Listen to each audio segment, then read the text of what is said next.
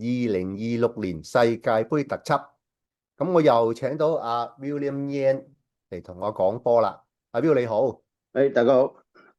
呢場波我哋想講下西班牙對烏拉圭呢場波，嗰個比數係幾多個賽果？1-0。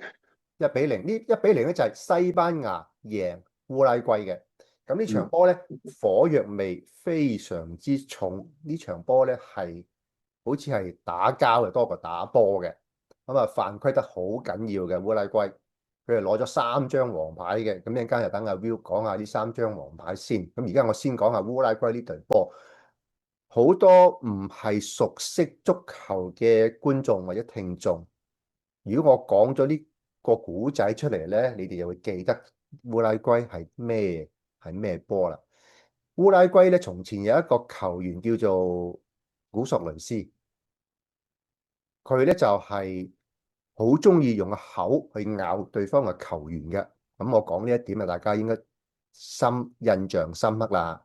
佢會企喺個對方嘅球員後邊，佢會用個棚牙去咬對方嘅球員，有時係咬佢背脊，有時係咬佢嘅手臂咁樣嘅。咁咧呢個球員咧就係呢個係佢個慣性動作嚟嘅，佢唔係一次嘅，係類似幾次噶啦。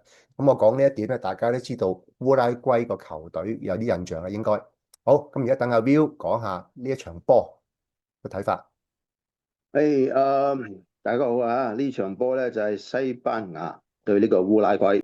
烏拉圭咧要必勝或者和波先有機會出線嘅。所以佢對住西班牙咧就打得比較我哋講就強悍啲啦。不但只用身體，仲用好多我哋叫打麻波啦，咁去完成嗰個球賽。咁我絕對唔會認同呢種做法嘅。首先講講嗰個球賽先。一開波咧，西班牙就領先一球啦。咁可能就因為領先咗，烏拉圭嗰班球員咧就越踢越慌啦，越踢越緊張啦。希望佢想攀平嘅，越想攀平就越亂。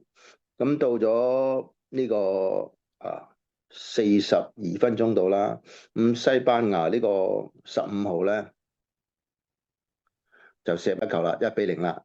好，跟住到下半場53分鐘，一開波烏拉圭就開始亂啦。第一張烏拉圭嘅黃牌就係咁樣嚟噶啦。點樣嚟咧？佢係從後踢到西班牙球員嘅死腳。咁即係話俾波過唔俾人過，好冇體育道德嘅。跟住到57分鐘，第二張黃牌，嗰場呢一個黃牌咧，仲係好離譜嘅。點解咧？因為個波咧已經係過咗兩個球員噶啦，同個賽事係完全冇乜關係嘅。西班牙呢個球員咧就向前走，烏拉圭嘅球員咧就喺佢前邊，突然間一個手踭打落個頭度，變咗第二張黃牌。第三張黃牌咧就仲離譜嘅，就92分鐘啦，加時階段啦，變咗烏拉圭咧就越踢越緊張啦，就毫無體育精神。呢張黃牌咧就係從後嘅，仲係鉸剪腳，一個飛腳。如果嗰個西班牙球員咧唔係素質好啲咧，分分鐘係斷腳嘅。啱啱佢個雙腳比較少少跑動性，所以唔係企喺度俾佢咁樣鉸剪腳踢落去。好彩啦，個人就可能係有少少傷啫，但係唔會話冇乜大件事，冇話斷腳啊咁樣嘅情形發生。但係直到去94分鐘咧，差唔多係完場嘅階段啦。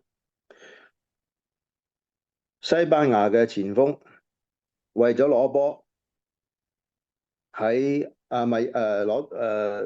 同呢個烏拉圭嘅前鋒搶波嘅時候咧，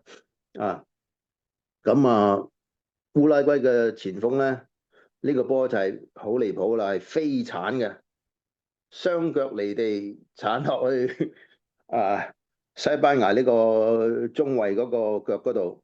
但係好彩呢個波咧，西班牙嗰個球員咧兩隻腳係離地嘅。如果嗰兩隻腳跣喺度喺地下度咧，鏟正嘅時候咧，當場會斷腳㗎。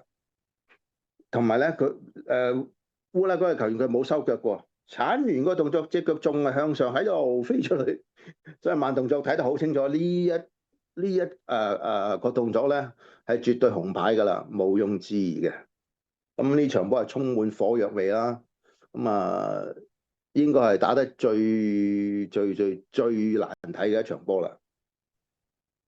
好，呢場波非常火藥味，非常之重，因為烏拉圭佢係要搏到盡，希望想出線，但係可惜啲動作太過陰招啊，太過唔見得光，咁講。